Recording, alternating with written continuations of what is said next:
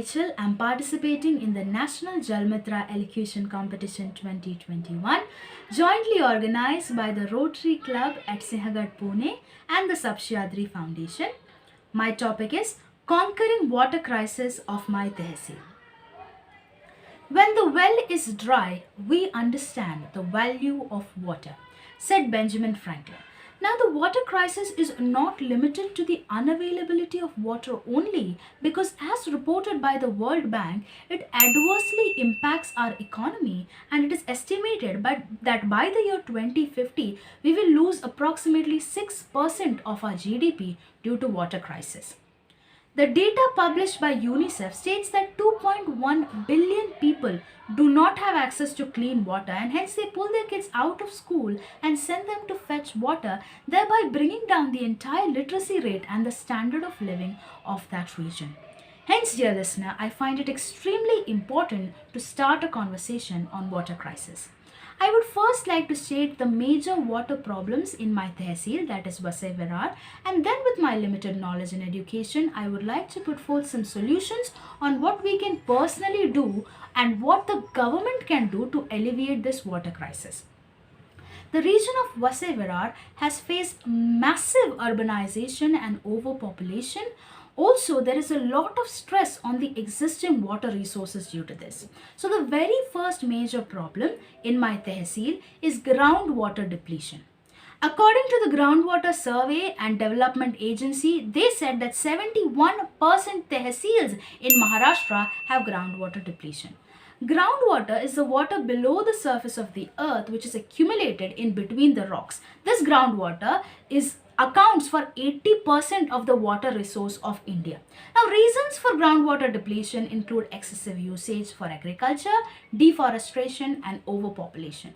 Personally, what we can do to prevent groundwater depletion is to plant more trees and conduct more tree plantation drives. There was an article published in the Krishi Jagran that talked about crop rotation that they did in northern China. What they did was they planted shallow rooted crops and alternately they planted deep rooted crops. This diminished the groundwater depletion to a considerable level. What the government can do here is install artificial groundwater recharges like the aquifer recharge, etc. Moving on to the second problem, that is the lakes drying up and the water bodies lying up. This is just an extension of the groundwater depletion problem. Amir Khan's Pani Foundation solved this problem in just 45 days in a village in Maharashtra by using the technique that is continuous contour trenches. Just yesterday, we heard about the story of a 19-year-old girl called Babita who along with her 12 friends dug a 12-foot wide and 171-meter long trench, thereby solving the water crisis in Bundelkhand. Moving on to the third major problem, that is water pollution.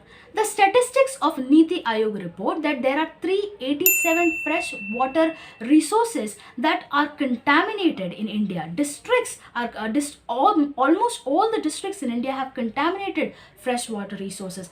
Our water quality index is 120 out of just 122.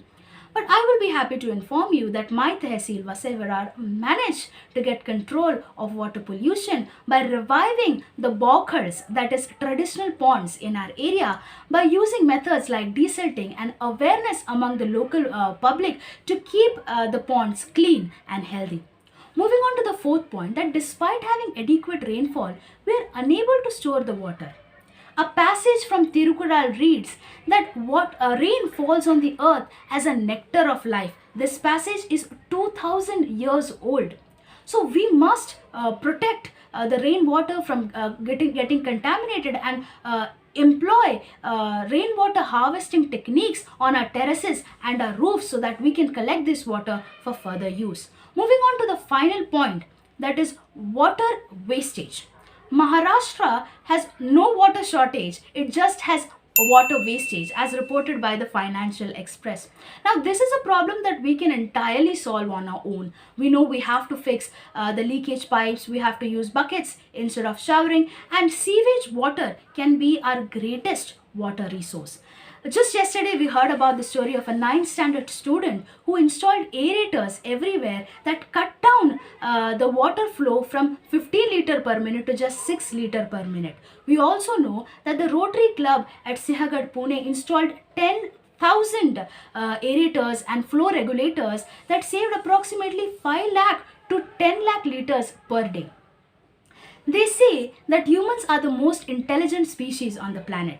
Hence, I conclude that it is time that we use this intelligence to save our planet Earth and the other living species with due responsibility and accountability. For we must remember that life cycle and water cycle is one. Thank you.